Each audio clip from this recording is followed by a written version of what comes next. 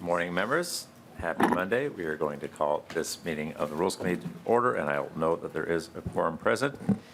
First order of business is approval of the minutes for Thursday, April 4th. Vice Chair Hollins, would you care to move the minutes? So moved, Chair Long. Any discussion to the minutes? All in favor, please say aye. Aye. Opposed? The minutes are approved. Next order of business is deadline waivers pursuant to Joint Rule 2.03. There are 3 bills before the committee for a waiver after missing deadline: House File 4509, 4986, and 4818. The only purpose before us is to waive the deadlines for further action and recommend a re-referral for a substantive hearing. So we won't be accepting amendments or public testimony at this time. The first bill is House File 4509, Representative Hornstein. And the reason for the waiver is that the project has multiple funding sources, and it took additional time to align commitments between those funding sources. I move that the deadlines be waived for further action on House File 4509, and that House File 4509 be re-referred to Ways and Means. Discussion to the motion, Representative Nash. I'm on 4818. Okay. We will come to you for 4818 discussion to the motion for House File 4509. Representative Robbins. Thank you, Mr. Chair. Yes, my question is why this is going directly to Ways and Means. You referenced multiple funding sources, and I'm curious about that because the bill was referred to Workforce, and their target is 0. So why would this not go back to Workforce to figure out funding sources? Representative Robbins, my understanding is that Ways and Means is the Finance Committee, and they are going to be setting the targets that would be appropriate for this bill, and so that is why it needs to go there next. Representative Robbins. Mr. Chair, first of all, it's Workforce Development and Finance Committee, so assuming they would have the jurisdiction, they should be the ones to see it first. I get it eventually will go to Ways and Means, but it should go to the Committee of Jurisdiction first.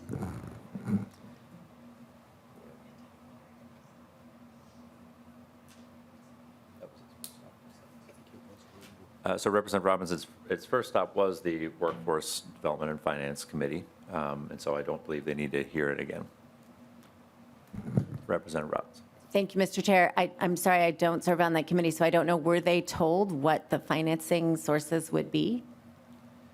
Representative Robbins, I can't speak for that. I'm not on the committee either. Okay.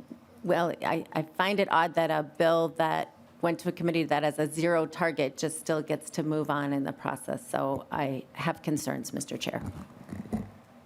Further discussion to the motion. Representative Berg.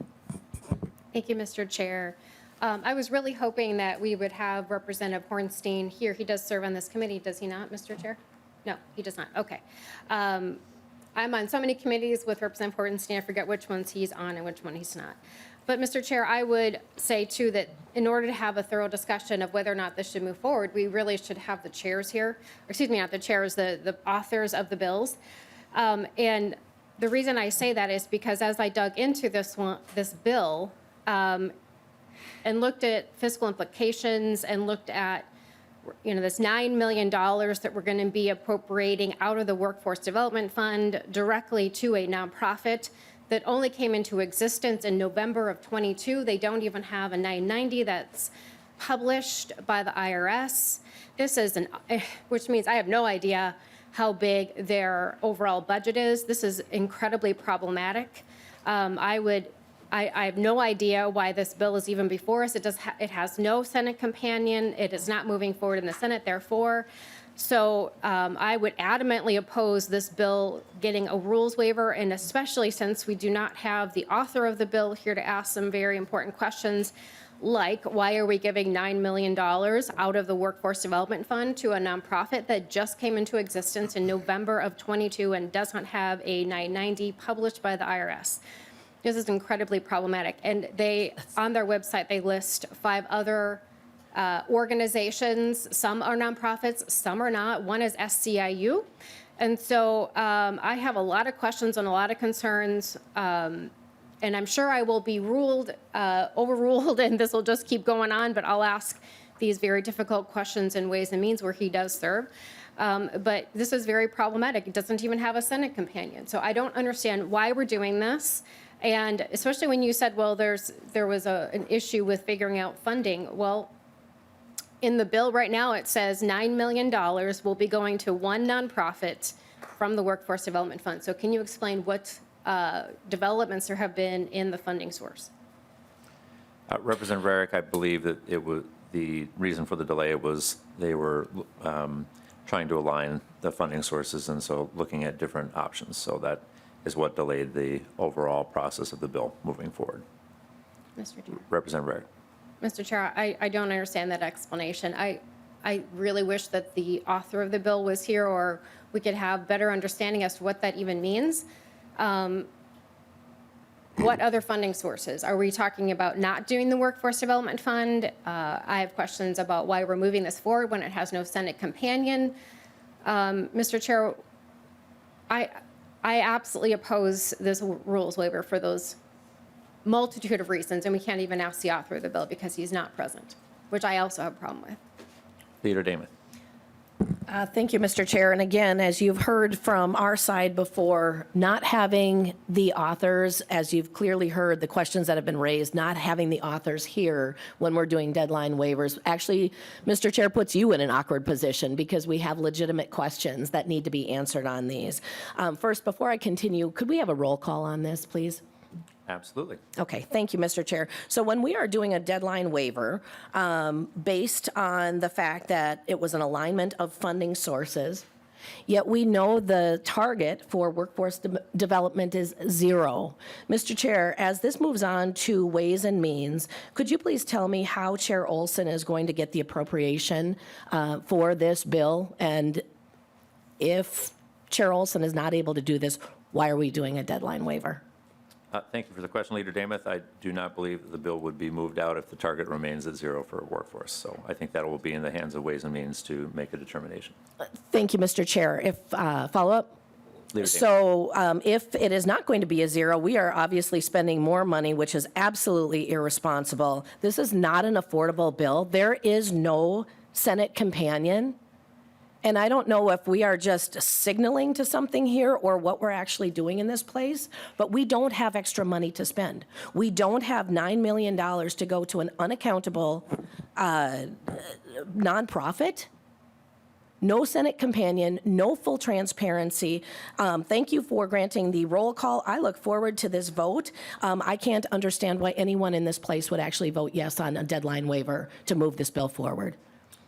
Further discussion to House File 4509 waiver. Seeing none, a roll call having been requested, the clerk will take the roll. Chair Long, Yes. Vice Chair Hollins, Yes. Leader Damath, No. Leader Damath, no. Representative Engen is excused. Representative Howard, Aye. Howard, aye. Representative Hewitt is excused. Representative Jordan, Aye. Jordan, aye. Representative Lilly, Aye. Lilly, aye. Representative Moeller, Aye. Moeller, aye. Representative Nash, No. Nash, no. Representative Olson excused. Representative Pulowski excused. Representative Rarick, No. Representative Rarick, no. Representative Robbins, No. Representative Robbins, no. Representative Torkelson will be excused, and Representative Wolgamott is excused. Mr. Chair, there are 6 ayes, 4 nays. There being 6 ayes and 4 nays, the motion carries. The next bill before us is House File 4986, Representative Lislegard, School District Seasonal Tax Base Replacement Aid Established. And the reason for the waiver was the bill was an emerging proposal that required more stakeholder engagement, and that delayed its introduction. The committee heard it at its earliest opportunity, but did miss the deadline. I move that the deadlines be waived for further action on House File 4986, and that House File 4986 be re-referred to the Committee on Taxes. Any discussion to the motion? Leader Damath. Thank you, Mr. Chair. Could you please inform us if there's room in the education or taxes target for this particular appropriation, or where would that be falling?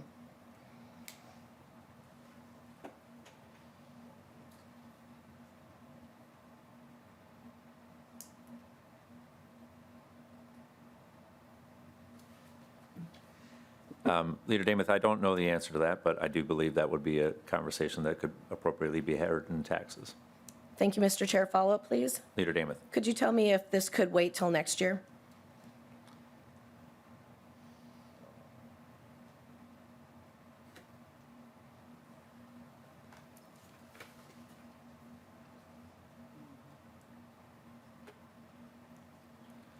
Leader Dameth, my understanding is there is some time sensitivity to it, which I believe is why Representative Lislegard had introduced it and wanted it to move forward even at this later date. Thank you, Mr. Chair. Again, if Representative Lislegard could have been here so he could explain why there was time sensitivity, we would have appreciated that. Something if we continue with the deadline waivers, depending on what the criteria is for that. You will probably get these questions on every bill, not to slow things down, but we need a full understanding of why we are granting these and what was so urgent that this needed to go through at this point. Thank you, Mr. Chair. Representative Berg. Thank you, Mr. Chair. I actually was going to ask some of the same things that Leader Dameth just did. I also have concerns that we're moving this forward. I looked at when it was introduced in the Senate, and it was the Monday before first and second deadline. And so if they wanted over there to have committee hearings, they could have. It went to their education committee, and I happen to know the Republican lead on that committee, who I talked to this morning. They have not had that committee hearing. They may have a plan, but it did not, they could have. This could have been prioritized if this was a priority. They could have met deadline in the Senate. They did not. Again, I have no idea what you mean by, well, this has time sensitivity. I have no idea what that means. Maybe you could elaborate, since we don't have the author here, what that means. What is so time sensitive about this particular proposal for taxes? Representative Rarick, I don't have more than what I shared in terms of the time sensitivity. Our purpose today is to decide whether it met the need to move forward, and the reason that I have given is that the stakeholder engagement that was involved in putting this together allowed it to move past deadline, and so certainly if that is not reason enough for you, you can vote no. Representative Rarick? Well, I will ask for, Mr. Chair. Roll call has been requested and will be granted. Further discussion to House File 4986?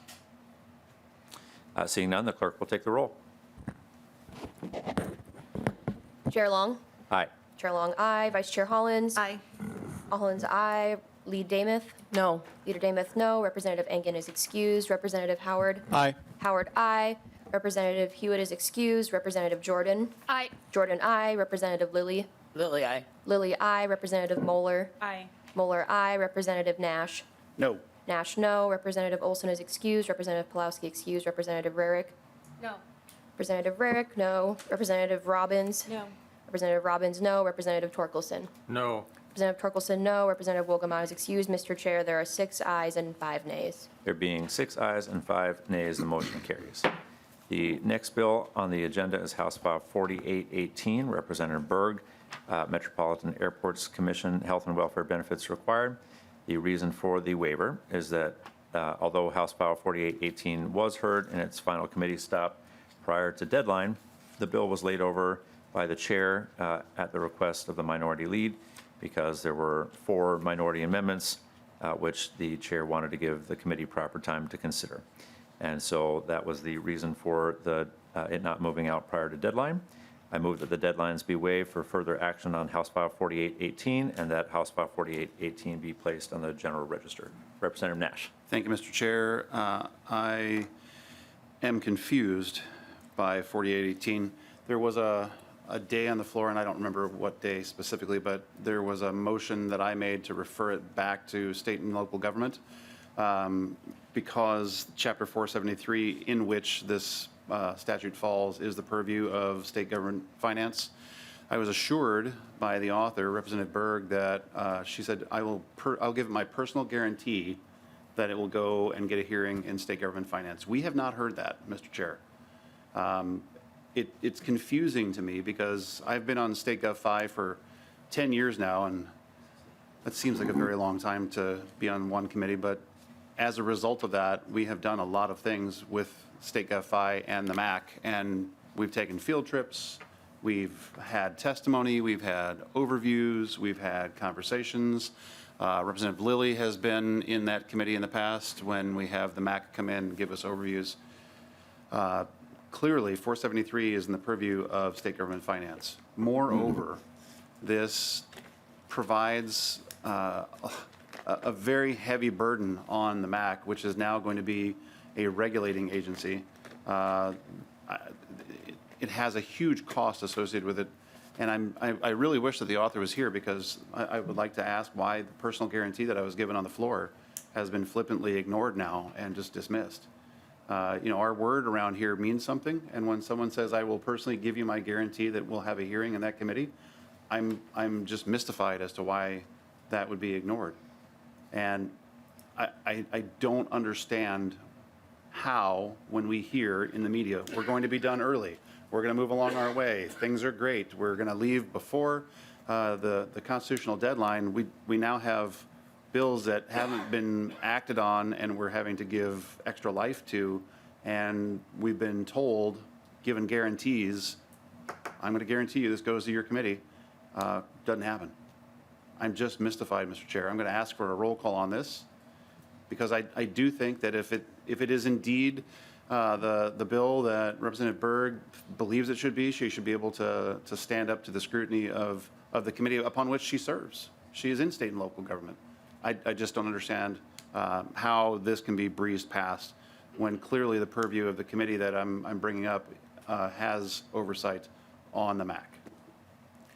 So Representative Nash, I'm going to withdraw my motion. I do recall the discussion you had with Representative Berg on the floor, and so I'll try to get more clarity on why it doesn't need to go to state government finance, and we'll bring it back with that clarity. Mr. Chair, thank you. I do appreciate that very much. So the motion has been withdrawn. There is not further business before the committee, and so we are adjourned. We are Thank you, Mr. Chair. We are not quite adjourned. We are almost there. Representative Torkelson, do you have something not on our agenda you'd like to I think the discuss? solar eclipse has interrupted my progress today. I'm not sure why. But as I mentioned the last time we met, there was evidence out my window of some archaeological work being done in the excavation for the new building. I have received information from the Department of Administration that, yes, indeed, my suspicions have been confirmed. The details are a little bit sketchy. I'm just curious if there's going to be some public notification of what's going on with this project. I think the public is very interested. There's a potential for these sorts of digs to stall projects. If that's the case, I would think the public would be interested in how much more the project might cost. It's already, of course, very expensive, but this could possibly make it even more expensive if there's a delay.